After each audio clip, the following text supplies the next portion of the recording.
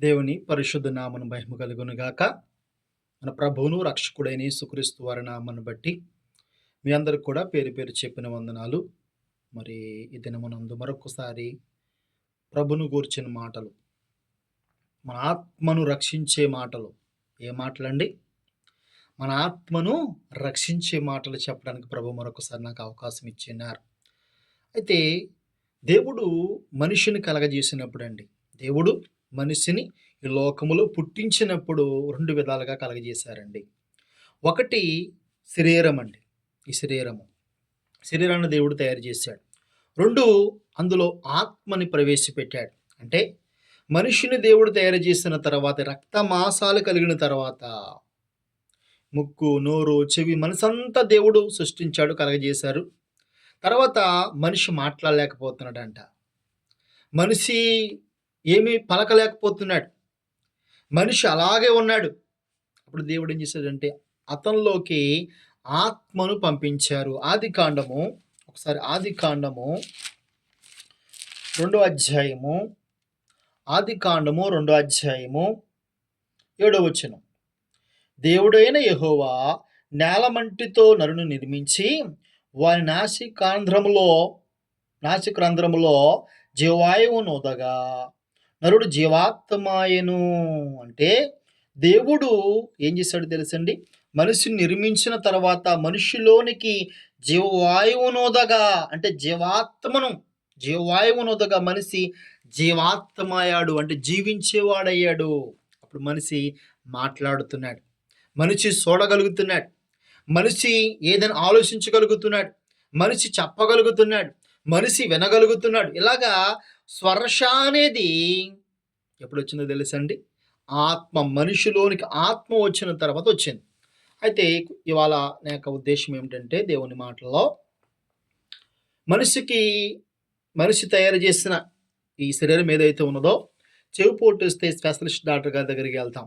చెవి ప్రాబ్లం వస్తే, ముక్కు ప్రాబ్లం వచ్చినా, నోరు ప్రాబ్లం వచ్చినా, పళ్ళు ప్రాబ్లం వచ్చినా, కళ్ళు ప్రాబ్లం వచ్చినా, ఇంకా చెప్పుకుని పోతే ఈ అరికాలు మొదలుకొని నడినెత్తి వరకు కూడా ఎక్కడ సమస్య వచ్చినా కూడా మొదటగా దేవుడు తయారు చేసిన దేహం ఏమైతే ఉన్నదో ఆ దేహాన్ని స్వస్థపరచటానికి, ఆ దేహాన్ని బాగుపరచటానికి, ఆ దేహాన్ని బాగు చేయడానికి ఎన్నో హాస్పిటల్ ప్రపంచవ్యాప్తముగా ఉన్నాయి.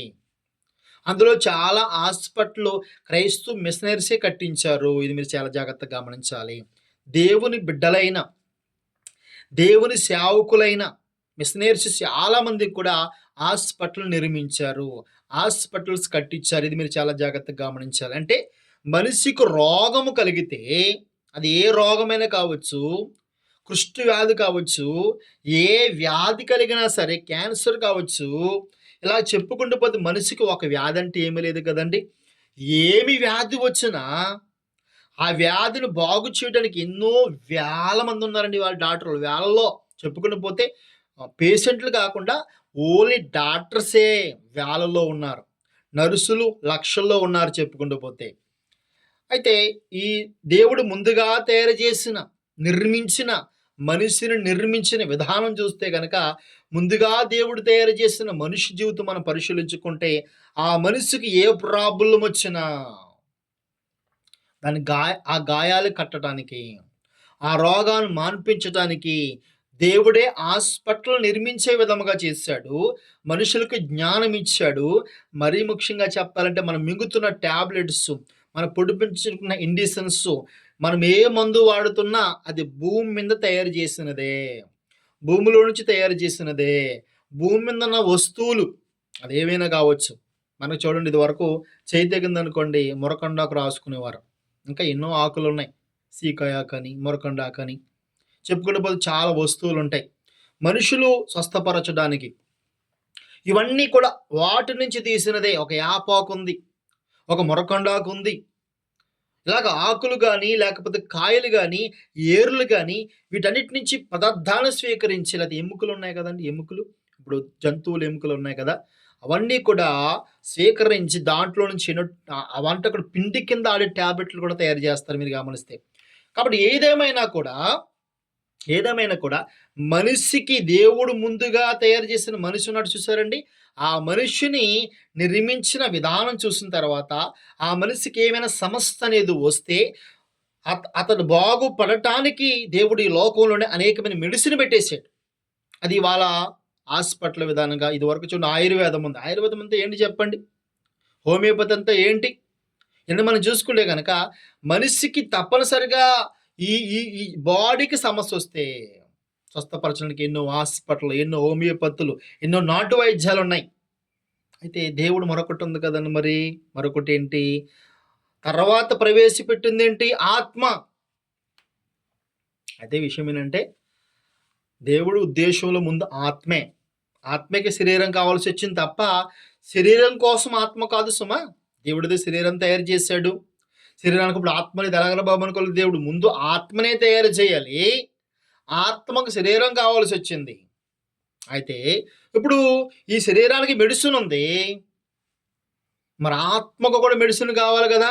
ఆత్మకు మెడిసిన్ ఏంటండి? ఆత్మకు రోగం వస్తదా? ఆత్మ జ్వరం వస్తదా ఆత్మకి?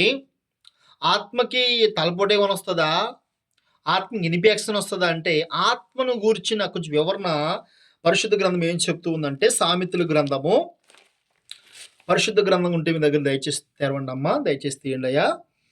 సామెతల గ్రంథము 20వ అధ్యాయము, సామెతల గ్రంథము 20వ అధ్యాయము 27వ వచనం మనం చదువుకుందాం. నరుని ఆత్మ యెహోవా పెట్టిన దీపము, అది అంతరంగములన్నయు శోధించెను. ఎలాగంటండి? నరుని ఆత్మ, మనలో ఆత్మ ఉందని చెప్పాను కదండి. ఆత్మ యెహోవా పెట్టిన దాన్ని దీపముతో పోల్చాడు. ఆత్మను దీపముతో పోల్చాడు. కొన్ని సార్లు గాలివానలు వచ్చినప్పుడు అంటే ఇక్కడ ఇప్పుడంటే బల్బులు వచ్చేసాయి కానీ ఇదివరకు దీపాలు కదండి. గాలివాన వచ్చిన, వర్షం వచ్చిన దీపాలు ఏమైపోయి ఆరిపోయాయి.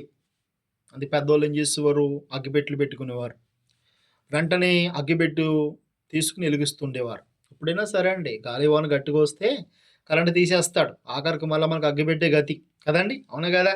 ఎంత కరెంట్ అయినా ఎంత అప్డేట్ అయినా కూడా మరలా మనం దీపాలు వెలిగించకపోయినా లైట్లు ఉన్నాయనుకోండి ఇలాగ అడ్జస్ట్ అవ్వచ్చు. అయితే ఏదేమైనా దీపము అనేది ఎట్లా ఉందంటే దేవుడు పెట్టిన దీపము. ఈ దీపాలు కొన్నిసార్లు ఆరిపోతాయంటండి. ఏంటి ఏం మాట్లాడుతున్నావు బ్రదర్ నువ్వు అంటే, అవునండి. మన ఇంట్లో ఉన్న దీపాలు గాలివానకి ఎలాగైతే ఆరిపోతాయో, గాలివాన అంటే మనకు తెలుసు కదండి. గాలివాన అంటే మంచిదా? మంచిది కాదు. గాలివాన వస్తే చాలామంది చచ్చిపోతారు. గాలివాన వస్తే ఇది వరకు తినుండేది కాదు. గాలివాన వస్తే మనిషికి అంత మంచిదేమీ కాదు. అయితే ఆ గాలివానలో చాలా అనర్థాలు జరుగుతాయి. అందులో ఒక భయంకరమైన అనర్థం ఏంటంటే మన ఇంట్లో పెట్టుకున్న దీపము ఆరిపోతూ ఉంటది. అదే విధముగా దేవుడు నాలో పెట్టిన దీపము కొన్ని సార్లు ఆరిపోతూ ఉంటది. ఒకసారి చూద్దాం చూడండి. తెస్సలోనికలు రాసిన మొదటి పత్రిక 5వ అధ్యాయము 19వ వచనం. ఆత్మను ఆర్పకుడి. ఆత్మను ఆర్పకుడి అంటే ఆత్మ ఆరిపోతుందా? ఇప్పుడు ఆత్మలు ఏమని చెప్పాడు దేవుడు? మనము బైబిల్ చదివేటప్పుడు బైబిల్ భాష విధానం తెలుసుకోవాలి. ఎందుకంటే దేవుడు చాలాసార్లు అలంకరణంగా చెప్పుకుంటూ వచ్చాడు. అంటే మనుషులకు అర్థం కావాలి కదండి.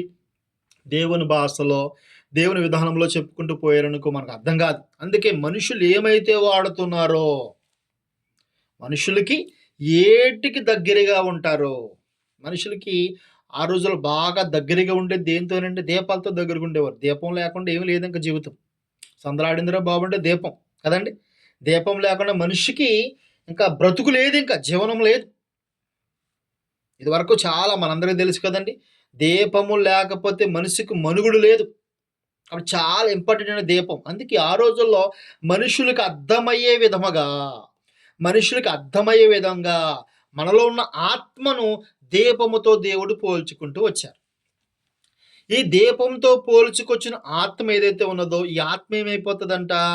కొన్నిసార్లు గాలివాన వచ్చినప్పుడు, వర్షం గట్టిగా వచ్చినప్పుడు ఆరిపోతుందంటండి. ఆరిపోతుందా? అవును. చాలాసార్లు మన బ్రతుకులో, నా బ్రతుకులో, నీ బ్రతుకులో, మనందరి బ్రతుకుల్లో కూడా యెహోవా పెట్టిన దీపము ఆరిపోతుంది. ఆరిపోవటం అంటే ఏంటి? దీనికి అర్థం ఏంటంటే ఆత్మీయ జీవితము ఎప్పుడు ఎలుగుతూ ఉండాలి, మండుచూ ఉండాలి. ఆ మండుచున్న జీవితాలు ఏమైపోతాయి, ఆరిపోతూ ఉంటాయి. మనిషి జీవితం ఎలాగుందండి ఈ రోజుల్లో? మానవుని మనుగడ ఎలా ఉంది? పొద్దుట లెగిసిన కాడ నుంచి ప్రతి మనిషికి కూడా లెగిసిన కాడ నుంచి ఏం చేస్తారు? పొద్దున్న లెగిసిన వెంటనే మనిషి బ్రష్ చేసుకుంటాడు, బాత్రూమ్‌కి వెళ్తాడు, స్నానం చేస్తాడు. ఆ కూలి పనికెళ్ళేవారు కూలి పనులకి వెళ్తారు కదండీ! డ్యూటీలకెళ్ళేవాళ్ళు డ్యూటీలకెళ్తారు. జాబ్‌లకెళ్ళేవాళ్ళు జాబ్‌లకెళ్తారు. అదే విధముగా ఇంట్లో పని చేసేవాళ్ళు ఇంట్లో పని చేసుకుంటారు. ఇలా చూసుకుంటూ పోతే మనిషి ప్రొద్దున్నుంచి రాత్రి మరలా పడుకున్నంత వరకు కూడా తిరుగుతూ, తిరుగుతూ, తిరుగుతూ ఉంటాడు. ఇయి కాకుండా మనిషికి మళ్ళీ లోకంలో ఎన్నో కష్టాలు, ఎన్నో ఇబ్బందులు, ఎన్నో సమస్యలు మనిషికి ఉంటూ ఉంటాయి. ప్రతి మనిషికి నాకే సమస్య లేదురా బాబు అన్నవాడు ఎవడు లేడు. నాకే సమస్యలు లేవండి అన్నవాళ్ళు ఎవరు లేరు.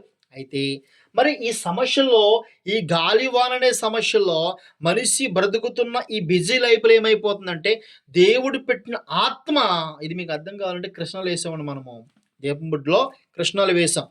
ఆ కృష్ణాలు ఒక గంట ఎలిగిన తర్వాత ఏమైపోతది? అందులో మరలా కృష్ణాలు ఎగిపోతే ఆ దీపము ఆరిపోతది. దేవుడు పెట్టిన ఆత్మ కూడా ఆరిపోయే అవకాశాలున్నాయి. ఆరిపోయే అవకాశాలున్నాయి. అంటే మన జీవితంలో చాలామంది జీవితంలో దేవుడు పెట్టిన ఆత్మ ఏదైతే ఉన్నదో చాలామంది జీవితంలో అది ఆరిపోయింది. ఆరిపోయింది. ఒకసారి మనం చూద్దాం చూడండి. యోహాను సువార్త 5వ అధ్యాయము. యోహాను గారు రాసిన సువార్త 5వ అధ్యాయము 35వ వచనం. యోహాను సువార్త 5వ అధ్యాయము 35వ వచనం. అతడు మండుచు ప్రకాశించున్న దీపమై ఉండెను. మీరు అతని వెలుగులో ఉండి కొంతకాలము ఆనందించుటకు ఇష్టపడతారు. ఎవరితను? బాప్తిసమిచ్చి ఆహాను. బాప్తిసమిచ్చి ఆహాను జీవితం ఎలాగున్నదంటే, ఆయన ఈ లోకములో ఉన్నప్పుడు ఎలాగున్నాడంటమ్మా? ఎలాగున్నాడంటండి? అతడు మండుచు ప్రకాశించుచుండెను. అంటే దానికి అర్థం ఏంటి? ఏ మండుతున్నాడు అతను? ఏ రకంగా మండుతున్నాడు? అతన్ని దేని గురించి చెప్తున్నాడు ఇక్కడ? ఆత్మ. ఒక వ్యక్తి మండుతున్నాడని దానికి ఏం అర్థం అండి? ఆత్మలో మండుచున్నాడు. ఎందుకు మండుచున్నాడు అతను? అతనితో పాటుగా చాలా మంది ఉన్నారు కదండి. యోహాను గారు సమకాలికులు చాలా మంది ఉన్నారు. మరి వాళ్ళెవరు మండట్లేదే? అంటే వాళ్ళందరూ ఆరిపోయారా? అవును, ఆరిపోయారండి. మరి ఎందుకని యోహాను గారే మండుచున్నాడు? లూకాసు వార్తలో ఒక మాట, చక్కని మాట చూసి మనం ముందుకు వెళ్దాం. లూకాసు వార్త 3వ అధ్యాయము. లూకాసు వార్త 3వ అధ్యాయం 2వ వచనం చదువుతున్నాను, గమనించండి. అననీయ కయప్ప ప్రధాన యాజకులుగా ఉన్న కాలమున అరణ్యములోనున్న జక్రయ కుమారుడైన యోహాను వద్దకు దేవుని వాక్యము వచ్చెను.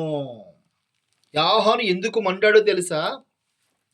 యోహాను ఎందుకు మండుతూ ఉన్నాడో తెలుసండి? అంటే మీకు అర్థమైందో లేదో, మండటము, ఎందులో మండటము?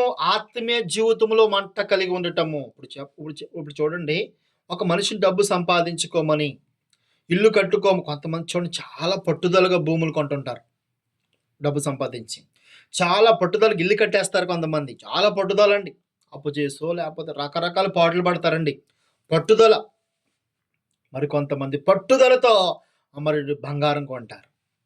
పట్టుదలతో ఆస్తులు సంపాదిస్తారు. దీనికి దేవుడు చెప్పవలసిన ఏం పని లేదు. దేవుడు చెప్పుడు ఒక మనిషిని సంపాదించుకోమని మరొక వ్యక్తి చెప్పకపోయినా సంపాదించుకుంటాడు మనిషి. ఎందుకంటే ఆ యొక్క ఆశ అనేది మానవానికి మొదటి నుంచి ఉంది. ఆ జ్ఞానము దేవుడు మనిషికి ఇచ్చాడు. కాబట్టి దానికి ఎక్స్ప్లెయిన్ చేయవలసిన అవసరం లేదు. దానికి ఏవేవో చెప్పవలసిన పని ఏమీ లేదు. కానీ ఈ సంపాదించుకునే స్వభావం అనేది మనిషికి ఉంది. అయితే మన ఆత్మ ఉందో చూసారండి.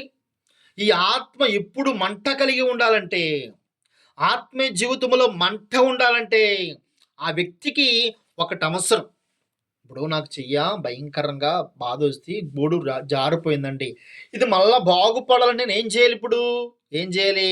డాక్టర్ గారి దగ్గరికి వెళ్తే ఆయన వైద్యం చేస్తే, కట్టేస్తే సరయ్యి మరలా యథావిధిగా నేను ఉంటాను. అదేవిధంగా దేవుడు మనిషిని తయారు చేస్తున్నప్పుడు శరీరముగాను ఆత్మగాను. శరీరముగాను ఆత్మగా దేవుడు తయారు చేశాడు కదండి. ఈ తయారు చేసిన విధానంలో మనిషి శరీరానికి కావలసిన ప్రతిదాన్ని సిద్ధపరచుకుంటున్నాడు. శరీరానికి కావలసిన ప్రతిదాన్ని కూడా భద్రపరుచుకున్నాడు. కానీ ఆత్మ ఒకటి ఉంది. ఈ ఆత్మ మంట కలిగి ఉండాలంటే ఎప్పుడు మంట కలిగి ఉంటాడు అతను? యోహానుకి ఎప్పుడు మంట వచ్చింది? యోహాను ఎప్పుడు మంట కలిగి లోకంలో సర్ప సంతానమా, రాబోయే ఉగ్రత నుంచి మిమ్మల్ని ఎవరు తప్పిస్తారు? ఆ రోజుల్లో యోధా ప్రజలు మరి భయంకరమైన జీవితాలు జీవిస్తున్నప్పుడు దేవుడంటే భయం లేకుండా, దేవుడంటే భయభక్తులు లేకుండా తినుచున్నారు, త్రాగుచున్నారు, పెళ్లిళ్ళు చేసుకున్నారు, పెళ్లి గోబడుతున్నారు, లోకములో కావలసిన ప్రతీది సంపాదించుకుంటున్నారు. కానీ కానీ వాళ్ళకి ఏం లేదు తెలుసు పిల్లరా, ఏం లేదు తెలుసండి, ఆత్మీయ జీవితం సరిలేదు. ఆత్మీయ జీవితం చచ్చిపోయింది. నువ్వు బ్రతుకున్నావు అనే పేరే తప్ప మృతుడివి. బ్రతుకున్నావు, ఎందులో మృతుడివి? ఆత్మీయ జీవితంలో మృతులైపోయారంట వాళ్ళు. అప్పుడు యోహాను మండిపోయాడంట, బగ బగ బగ మండిపోయాడంట. ఎలా మండిపోయాడు యోహాను తెలుసా? యోహాను గారి దగ్గరికి ఏమొచ్చిందమ్మా, ఏమొచ్చిందండి? దేవుని వాక్యం వచ్చింది. అంటే వాక్యం రావటం అంటే ఏంటి? దేవుడు మాట్లాడటం మొదలుపెట్టాడు.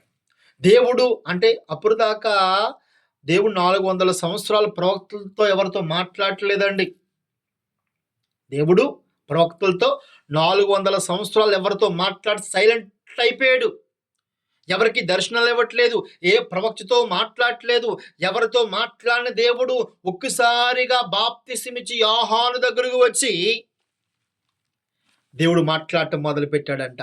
ఎప్పుడైతే యోహాను దగ్గరికి దేవుని వాక్యం వచ్చిందో, దేవుడు మాట్లాడటం మొదలు పెట్టాడో, యోహానులో ఏం కలిగింది? ఇప్పుడు మంట పుట్టింది. ఆ మంటతో ప్రపంచంలోనికి వెళ్ళి, అనగా దేశంలోనికి వెళ్ళి, యూదా దేశంలోనికి వెళ్ళి మాట్లాడుతానంట, సర్ప సంతానమా, రాబోవు ఉగ్రత నుంచి మిమ్మల్ని ఎవరు తప్పిస్తారు? ఎవరు మీకు దిక్కు? ఈ రాత్రి మీ ప్రాణం పోతే, ఈ సమయం మీ ప్రాణం పోతే ఎటు పోతారు మీరు? అబ్రహాము మాకు తండ్రి అని, మేము అబ్రహాము కుమారులమని, మేము అబ్రహాము పిల్లలమని మీలో తలంచవద్దు, గర్వించవద్దు. వాళ్ళకి గర్వం ఎక్కువ అండి. మేము అబ్రహాము పిల్లలమి, మాకు అబ్రహాము తండ్రి అని గర్వించుకుపోయారు తప్ప వారిలో ఆత్మ జీవితంలో మంట లేదు. అది యోహాను గారికి మంట ఎక్కడొచ్చింది? యోహాను గారికి ఈ మంట ఎలా కలిగిందో తెలుసా అండి? ఎలా కలిగిందో తెలుసా? దేవుడు మాట్లాడటం మొదలుపెట్టిన తర్వాత. అంటే ఇప్పుడు మన ఆత్మలు కూడా చాలా ఆత్మలు ఆరిపోయాయి. ఈ రోజుల్లో చాలా మంది పేరుకి క్రైస్తవులమే, అందరూ ప్రార్థనకి వెళ్తున్న వారమే.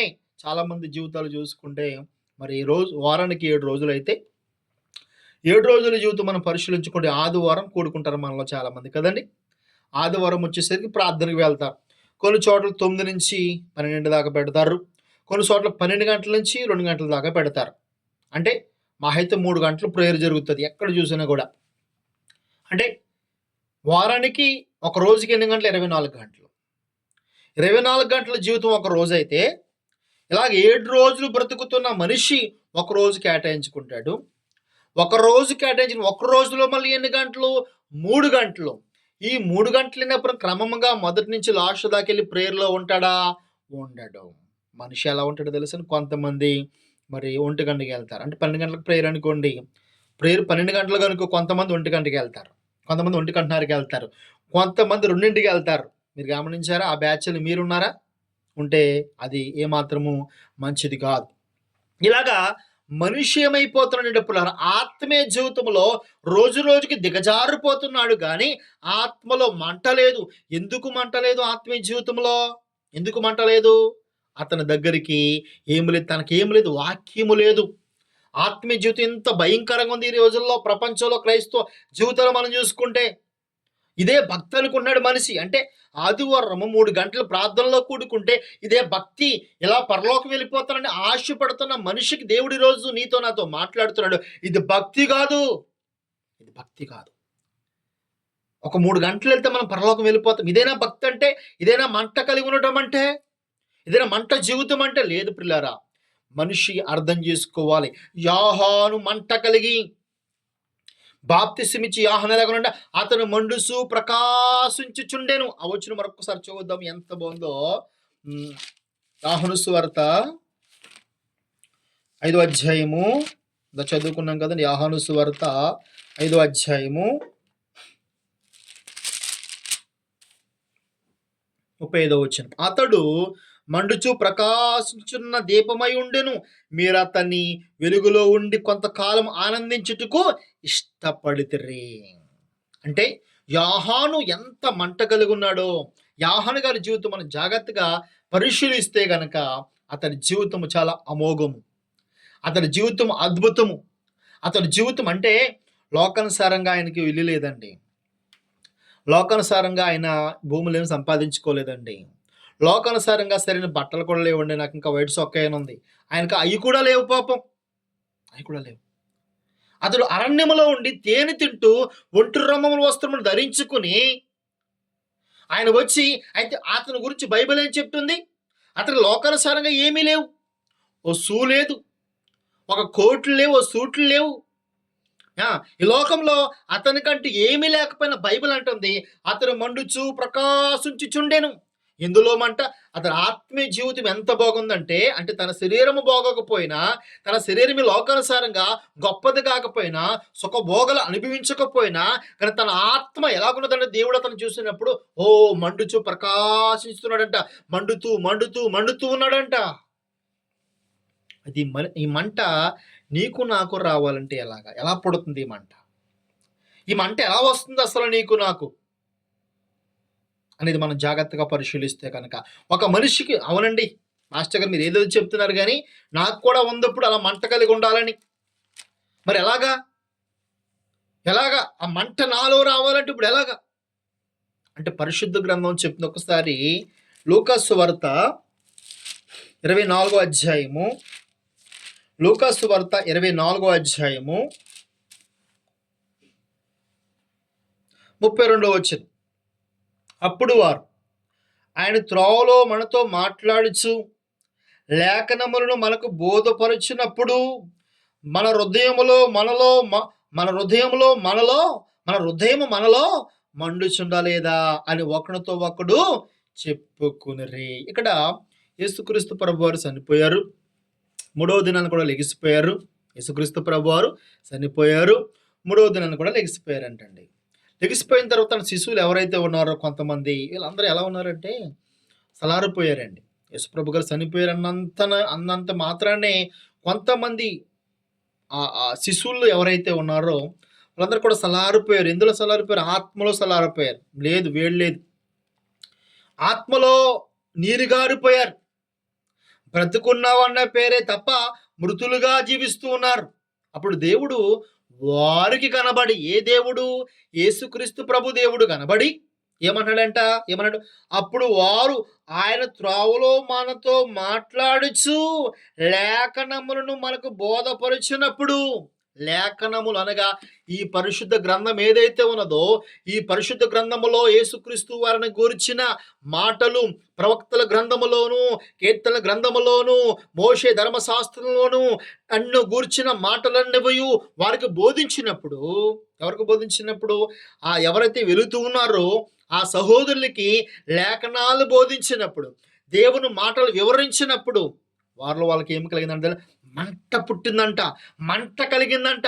అంటే నీకు నాకు కూడా ఇలా మంట కలగాలంటే, మంట కలిగి జీవించాలంటే నీ జీవితంలో కూడా మన జీవితంలో ఎవరి జీవితంలో అయినా సరే ఒకవేళ ఆత్మ చచ్చుబడిపోయిందేమో, ఆరిపోయిన వారు లేరు ఇవాళ. చాలామంది జీవితంలో బ్రతుకున్నామన్న పేరే తప్ప ఆత్మలో సంతోషము లేదు, ఆత్మలో ఆనందము లేదు, మారు మనసు పొందిన క్రొత్తలో ఉన్న ఆనందము లేదు, మారు మనసు పొందిన క్రొత్తలో ఉన్న సంతోషము లేదు, సమాధానము లేదు. ఆత్మ చాలా మంది జీవితంలో ఆరిపోయింది. అది ఇవాళ అది వెలిగించుకోవాలంటే దేంతో వెలిగించుకోవాలి? ఇందాక మీకు చెప్పాను, ఈ శరీరానికి ఎక్కడ గాయము కలిగినా, ఈ శరీరానికి ఎక్కడ జబ్బు వచ్చినా మనకేమి ఇస్తారంటే డాక్టర్లు ట్యాబ్లెట్లు ఇస్తారు, ఇంజెక్షన్ ఇస్తారు. తద్వారా మన శరీరం స్వస్థపరచబడుతుంది.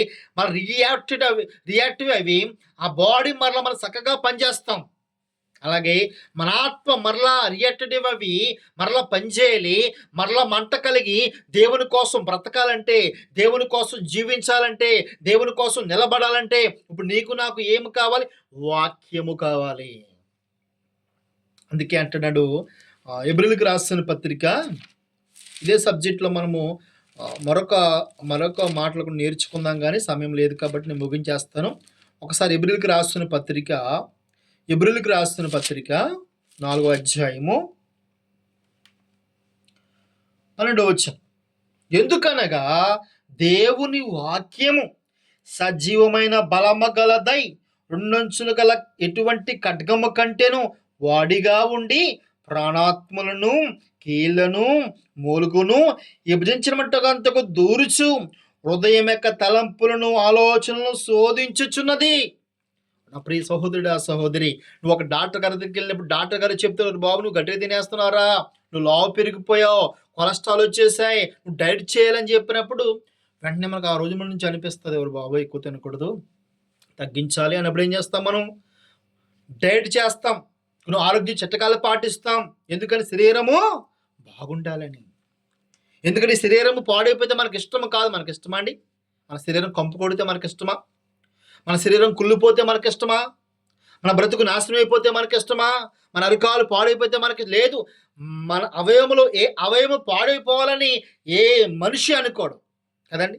అలాగే మనలో ఉన్న ఆత్మ గుర్తుపెట్టుకున్న మనిషిని దేవుడు ఎలా కలగజేశాడండి? 2 విధాలుగా. ఒకటి శరీరము, 2 ఆత్మ.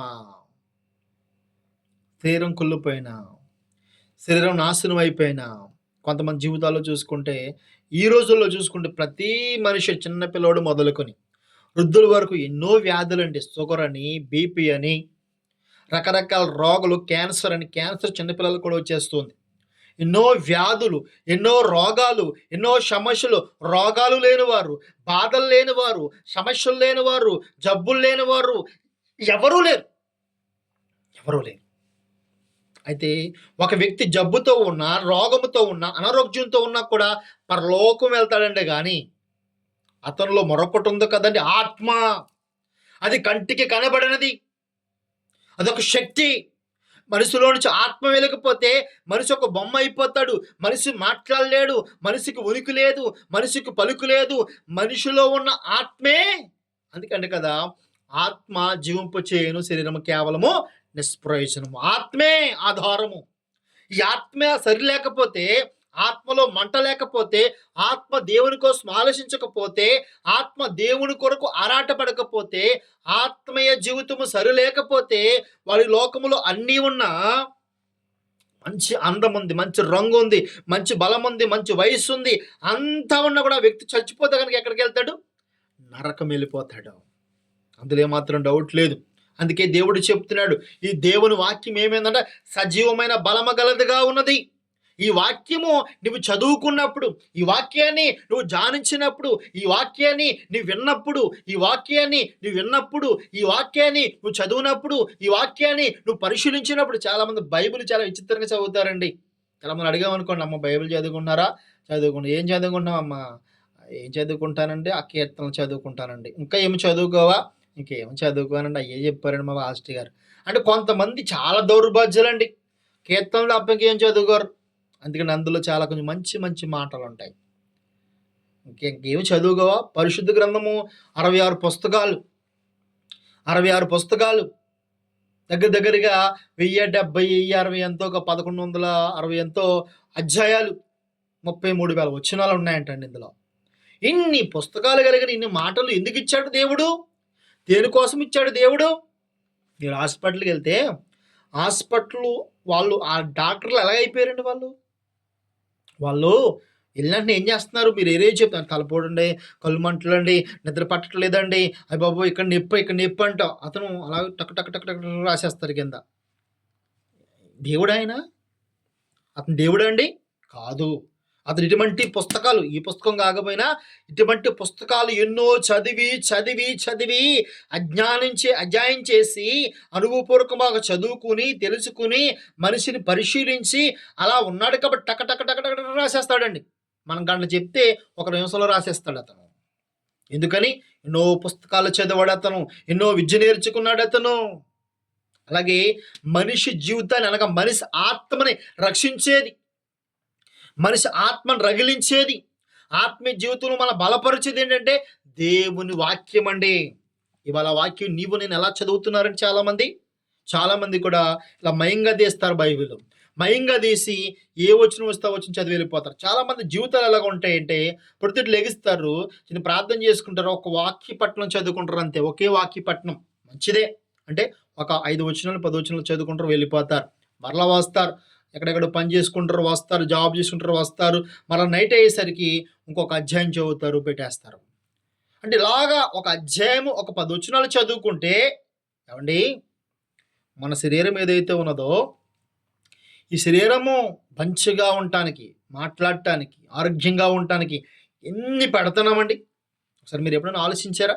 ఉదయం లెగుస్తామా, పళ్ళు బ్రష్ తోముకుంటామా, బాత్రూమ్కి వెళ్తామా, స్నానం ఒక టైం లెక్కేయండి. స్నానం చేస్తామా, మరలా టిఫిన్ తింటామా. ఇప్పుడు సరిగ్గా లెక్కేస్తే ఉదయం బ్రష్ చేయడానికి ఒక 10 నిమిషాలు, ఓకే. తర్వాత మరలా స్నానానికి ఒక 20 నిమిషాలు, 30, టిఫిన్కి ఒక 30 నిమిషాలు, 60, గంట అయిపోయింది అక్కడికి. మరలా తర్వాత పని చేసుకున్నది వేరే విషయం అనుకోండి. మరలా మధ్యాహ్నం భోజనం అంటే పెట్టే విధానం చెప్తే మరలా మధ్యాహ్నం భోజనం ఒక గంట, అక్కడికి ఎన్ని అయింది 2 గంటలు. మళ్ళీ ఈ లోపల స్నాక్స్ తింటుంటాం అదొక అరగంట, మరలా సాయంత్రం భోజనం కదండి. ఇలా చెప్పుకుంటూ పోతే మరలా స్నానం, 4-5 గంటలు ఈ శరీరాన్ని పోషించడం కోసం. కొంతమంది అయితే ఇంకా అద్దాల ముందే ఉంటారులేండి. కొంతమంది సహోదరిమణులను చూసుకుంటే చూసుకుంటూ, రాసుకుంటూ, పోసుకుంటూ కొంతమంది ఉంటారు కానీ అది కాదు కానీ ఇక్కడ విషయం. అయితే మనిషి ఈ శరీరానికి ఇస్తున్న టైము ఇంచుమించులో ఒక 3 గంటలు ఒక రోజుకి. అంటే పని చేయటం అది వేరే విషయం. ఓన్లీ తినటానికి, వాటర్ త్రాగటానికి, ఓకే, తినటానికి, త్రాగడానికి, స్నానం చేయడానికి, ఇదంతా శరీర శుద్ధి, శరీర బలానికి ఒక 3 గంటల సమయాన్ని ఇస్తున్న మనిషి ఒక రోజుకి. కానీ దేవుని విషయానికి వచ్చేసరికి ఆత్మ, ఏమండి మీకు 2 కొడుకులు ఉన్నారండి. 2 కొడుకులు ఉన్నారు. ఒక కొడుకేమో ఒక 10 ఎకరాల భూమి ఉంది మీకు. ఒక కొడుకేమో 3 ఎకరాల భూమి ఇచ్చారు. ఒక కొడుకు 7 ఎకరాల భూమి ఇచ్చారు. ఇప్పుడు ఇందులో ఎవరు గొప్పలు అయిపోతారు? ఇప్పుడు కొడుకేమో 3 ఎకరాలు ఇచ్చారు, ఒక కొడుకు 7 ఎకరాలు ఇచ్చారు. ఇద్దరు కొడుకులే, ఇద్దరు నీ సొంత కొడుకులే, ఇద్దరు కావాలి నీకు. ఇద్దరు నువ్వే పుట్టించుకున్నావు, నీకే పుట్టారు, నీ బిడ్డలే. కానీ నీ పక్షపాతం ఎలాగుందంటే ఒక కొడుకు 7 ఎకరాలు ఇచ్చావు, ఒక కొడుక్కి 3 ఎకరాలు ఇచ్చావు. ఒక 10 సంవత్సరాల తర్వాత మళ్ళా నువ్వు వాళ్ళ దగ్గరికి వెళ్ళావు. ఇప్పుడు ఇందులో ఎవడు బలంగా ఉంటాడు? బాగా పుష్టిగా అంటే బాగా డబ్బు కలిగి 7 ఎకరాలు ఏం చేస్తాడండి? 7 ఎకరాలు ఇంకొక 7 సంపాదిస్తాడు, అంటే 15 ఎకరాలు అయిపోతాయి. ఈ 3 ఎకరాలు ఏం చేస్తాడు? మహా అయితే ఇంకో 3 సంపాదిస్తాడు, ఏమైతే 6 అవుతాయి. 6 ఎక్కడ 15 ఎక్కడ? ఇప్పుడు ఏమైపోయాడు? ఒక కొడుకు 15 ఎకరాల భూమి అయిపోయింది, మరొక కొడుక్కి 6 ఎకరాల భూమి మాత్రమే అయింది. అంటే ఇక్కడ ఏమైపోతుంది? ఒక కొడుకు అరాయించిపోతున్నాడు, ఒక కొడుకులో ఏమీ లేదు, ఒక కొడుకు మాత్రం పెద్దగా ఎదిగిపోతున్నాడు. ఇప్పుడు దెబ్బ వస్తే ఎవరిని ఇబ్బంది పడతారు? ఇప్పుడు పెద్ద కొడుకు ఎదిగిపోయాడు, చిన్న కొడుకు బలహీన అయిపోయాడు. ఇవాళ మనిషి మనకిచ్చింది ఏంటో తెలుసండి? ఇద్దరు, ఒకటి శరీరము, 2 ఆత్మ.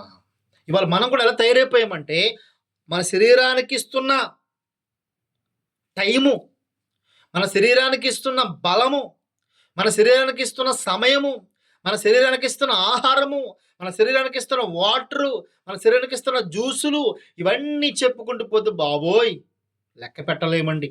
ఒక రోజుకే 3 గంటలు. మరి దేవునికి అనకపోతే దేవుని మాట పక్కన పెట్టి మా ఆత్మకు, ఇప్పుడు ప్రతిదానికి దేవుని తీసుకురావద్దు కానీ దేవుని దగ్గరికి వెళ్ళే పుష్టి మన ఆత్మను మనం కాపాడుకోవాలి. మన ఆత్మను మనము కాపాడుకోకపోతే ఇంకెవరు కాపాడుతారు? అంటే చాలామందికి ఈ రోజున ఒక వారానికి 3 గంటలు ఇస్తున్నాం. ఇవాళ మనం ఏం చేస్తున్నామా? ఒక వారానికి 3 గంటలు ఇస్తున్నాం. ఇప్పుడు చెప్పండి, ఇందులో ఎవరు పెద్దోళ్ళు అయిపోతారు బాగానే? ఎవరు బలమైన వారు అయిపోతారు? ఎవరు బలిష్ఠులు అయిపోతారు? చెప్పండి, ఎవరు గెలుస్తారు? ఇప్పుడు దేవుడి సిస్టమ్ ఏంటంటే మనం ఎంత బలంగా ఉన్నా, ఎంత అందంగా ఉన్నా, ఎంత డబ్బున్నా, ఎంత ఆస్తున్నా, దేవుడు మనం చనిపోయిన తర్వాత లేకపోతే ఆయన వచ్చే రాకట్టుకు ఆయన చూసే విధానం ఎలాగుంటుందంటే ఇలా చూసేసరికి మనం ఎంత అందంగా ఉన్నామని పట్టించుకోడు, మనకెంత బలం ఉందని పట్టించుకోడు, మనకెంత కుటుంబం ఉందని పట్టించుకోడు, మనకెంత ఆస్తి ఉందని పట్టించుకోడు. వీడు ఆత్మ ఎలా ఉంది? ఇప్పుడు ఇంకొకటి ఏంటంటే పిల్లారా, డబ్బు సంపాదించుకోవటం, ఆస్తులు సంపాదించుకోవటం, ఇవన్నీ దేవుడికి ఇష్టం లేదని కాదు, ఇవేమి వద్దని కాదు. పరిశుద్ధ గ్రంథంలో చాలామంది కోటీశ్వరులు ఉన్నారు, భక్తులు. దేవునికి అది అది నచ్చదని కాదు. దేవుడేమన్నాడంటే, నీ ఆత్మీయ జీవితాన్ని ఏం చేస్తున్నావు? మనము రివర్స్ చేసేస్తామండి అలా. ఆత్మ ఏమో పైనుండాలి, శరీరము కిందుండాలి. అంటే ఆత్మ ఎప్పుడు శరీరము కంటే ముందుగా ఉండాలి, బలముగా ఉండాలి. అయితే ఇవాళ ఏమైపోయిందంటే, మన జీవితాలు ఆత్మని శరీరం డామినేట్ చేసి, ఆత్మను దిగజారేలాగా చేసేస్తుంది. కాబట్టి దీనికి మందొకటే. మనము మనం ఏం చేయాలి తెలుసండి? ఆత్మను బలపరచాలి. ఆత్మను బలపరచాలంటే, ఆత్మ మనలో మనం మంట కలిగి ఉండాలంటే, యోహానుకి ఎలా మంట పుట్టింది? యోహానుకి ఎలా మంట వచ్చిందంట? దేవుని వాక్యము యోహాను దగ్గరకు రాగా, యోహాను తనలో తనకు మంట పుట్టింది. తాను మండటమే కాకుండా, తన ఆత్మీయ జీవితం తనకే మంట కాకుండా, అనేక మందికి మంట పుట్టించాడాయన. అందుకే అతని వెలుగులో ఉండుటకు చాలామంది సంతోషపడ్డారంట. అంటే ఒక మంచివాడు 10 మంది మంచి వాళ్ళని బాగు చేయగలుగుతాడు. ఒక చెడ్డవాడు అనేకమైంది చెడ్డవాళ్ళని నాశనం చేయగలుగుతాడు. అంటే ఒక ఒక చెడ్డవాడు అనేక మందిని పాడు చేయగలుగుతాడు. ఒక మంచివాడు అనేక మంది మంచి వాళ్ళని బాగు చేయగలుగుతాడు. అలాగే మన ఆత్మ జీవితాన్ని మనం జాగ్రత్తగా పరిశీలించుకుంటే గనక, యోహాను అతని ఆత్మీయ జీవితమే కాకుండా అనేక మంది ఆత్మీయ జీవితాన్ని బాగుపరిచాడు. అనేక మందిని రక్షించాడాయన. ఈ రోజున నా జీవితం ఎలాగున్నది? మన ఆత్మకు ఎంత సమయాన్ని ఇస్తున్నాం? మన ఆత్మీయ జీవితానికి ఎంత సమయాన్ని ఇస్తున్నాం? రోజుకొక గంట బైబిల్ చదవగలుగుతున్నాం. అది ఎలా చదవాలంట? పరిశుద్ధ గ్రంథాన్ని ఎలా చదవమంటున్నాడు దేవుడు? పరిశీలించి, వెండిని వెతుకున్నట్లు, పడిపోయిన బంగారం వెతుకున్నట్లు అంటండి. కాబట్టి మనకు ఒక బంగారం పడిపోతుందండి. ఎంత ఎలాగ ఎదుగుతామండి మనం? మనకి కాసు బంగారం పడిపోయింది, ఎలాగ ఎదుగుతాం మనం? చెప్పండి. ఒకవేళ మీ ఒక్కరి వల్ల కాకపోతే, మీ ఆవిడ గారిని, మీ పిల్లల్ని, మీ స్నేహితులు కూడా పిలిపించి, రండిరా బాబు మీకు దండం పెడతాను, పార్టీ ఇస్తానురా, బిర్యానీ వండుతానురా, రండిరా వెతకండిరా అని చెప్పి చుట్టుపక్కల అంతా వెతుకుతావు. అదే పరిశుద్ధ గ్రంథం ఉందనుకో, నీకు అర్థం కాలేదనుకో, ముడిసేసి పక్కన పెట్టేస్తావు ఇలాగా. ఎందుకని? నీకు అర్థం కాకపోయినా నీకు అవసరం లేదనుకుంటున్నావు. మనము పిచ్చి వాళ్ళమండి, ఎర్రు వాళ్ళమండి. గుర్తుపెట్టుకోండి, మనకేది కావాలో దాన్ని నెగ్లెక్ట్ చేస్తున్నాం, దాన్ని పక్కకు పెట్టేస్తున్నాం. ఏది అవసరం లేదో దానికోసం తపన పెడుతున్నాం, ప్రయాస పడుతున్నాం. బాప్తిస్మిచ్చి యోహాను జీవితం చాలా జాగ్రత్తగా మీరు గమనిస్తే, ఇది సేమైపోయే శరీరం అని, ఈ దేహం మట్టిలోకి వెళ్ళిపోతుందని దీని గురించి పెద్ద పట్టించుకోలేదు. కానీ ఆయన ఆత్మీయ జీవితం, ఈ ఆత్మ పరలోకం వెళ్ళాలి, దేవునితో యుగయుగాలు ఉండాలని తన ఆత్మీయ జీవితం ఎలాగుందంటే మండుతూ ప్రకాశించున్నాడంటండి. వాళ్ళ నీవు నేను కూడా అలా మండాలంటే దేవుని వాక్యాన్ని చదవాలి, దేవుని వాక్యాన్ని వినాలి. ఈ వాక్యం కూడా ఎలా చదవాలి? చాలా జాగ్రత్తగా పరిశీలించి మనం చదవాలి. అలా కాదండి అయ్యగారు, నాకు కుదరదు, చదవడం కుదరదండి, నాకు ఇబ్బంది అవుతుందంటారా? ఏం చెప్పలేం. ఇప్పుడు డాక్టర్ గారి దగ్గరికి వెళ్ళిన తర్వాత మరి బిళ్ళలు వేసుకోమని చెప్తే, నాకు కుదరదండి అయ్యగారు, కుదరదని పాస్ట్గా, కుదరదండి డాక్టర్ గారు అంటే, ఆయన ఏం చేస్తాడు? నీ ఇష్టమమ్మా, వేసుకుంటే బాగుంటావు, లేకపోతే పోతావు అంటాడు. అంతే కదండి. ఇప్పుడు దేవుడు కూడా మాకు ఒకటే చెప్పాడు, సర్వ సృష్టికి వెళ్ళండి, సర్వ ప్రజలకు సువార్త ప్రకటించండి, నమ్మిన వాడు రక్షింపబడతాడు, నమ్మని వాళ్ళు బ్రతుకు అంతే అని చెప్పాడు. కాబట్టి మాకు చెప్పడం మా బాధ్యత. ఇవాళ మీకు ఏం చెప్తున్నామంటే, మీరు పరలోకము చేరాలంటే, ఆ పరలోక దేవుని రాజ్యం మనం అందరం పోవాలి అంటే, ఆ దేవునితో యుగయుగాలు దేవునితో బ్రతకాలంటే, యుగయుగాలు దేవునితో జీవించాలి అంటే, యుగ యుగాలు ప్రభుతో మనం బ్రతకాలి అంటే, మన ఆత్మ మండుచూ ఉండాలి. నరుని ఆత్మ యెహోవా పెట్టిన దీపము. మన జీవితంలో చాలా మంది బ్రతుకుల్లో గాలి వానలు, తుఫాన్లు ఎన్నో వచ్చి ఆరిపోయాయి. అందుకే ఒక పాట ఉంది కదా, నా జీవిత నావా సాగుచుండగా, తుఫానులు వరదలు విసిరి కొట్టగా, కదలలేక నా కథ ముగించబోగా. అంటే ఎన్నో తుఫానులు అంటే ఏంటండి? ఎన్నో సమస్యలు.